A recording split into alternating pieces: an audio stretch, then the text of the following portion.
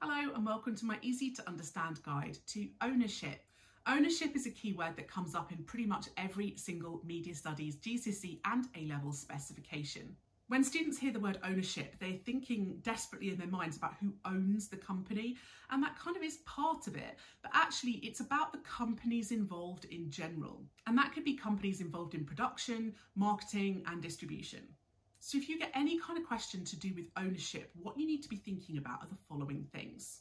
First of all, be thinking about what kind of company they are. Are they a conglomerate? Are they a subsidiary of a conglomerate? Are they independent? Because that will have an impact on the kind of products they make.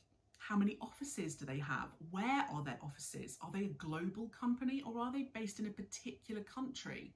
Of course, having global offices or hundreds of offices somewhere in the world is going to have an impact on the amount of power they have and the amount of freedom they have in terms of things like global marketing or global distribution, or if they have to contain it more to a particular country or region. How many staff do they have? So something to consider is some companies, big conglomerates, will often have thousands, if not hundreds and thousands of staff working for them, and that is going to give them a lot more power and resources.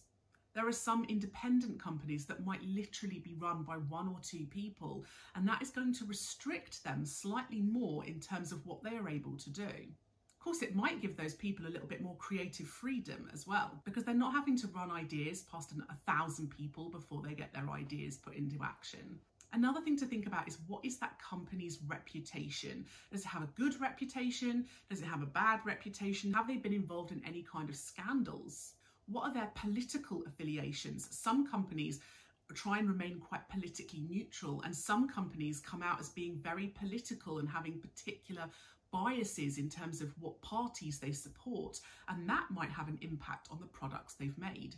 What else do those companies own? So are they horizontally or vertically integrated? If they're a subsidiary, what other companies does the parent company own?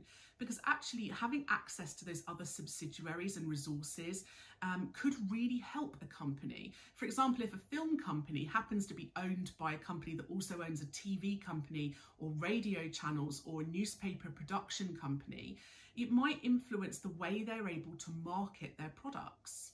If they're vertically integrated, for example, maybe a production company also has their own distribution department, or it maybe owns its own streaming site or cinema chain, then that is also going to impact them financially. It's going to potentially make them better off because they're able to distribute their products in-house with less cost. They're not having to outsource things. What kind of connections does that company have? Does it have relationships with particular directors or producers or actors? You could look at particular directors that have been involved with a product, particular producers that have been involved with a product. What are they like as people? What's their history, their reputation? How much power or money do they have? And it's also incredibly important throughout all of this to consider how much money a company has as part of ownership.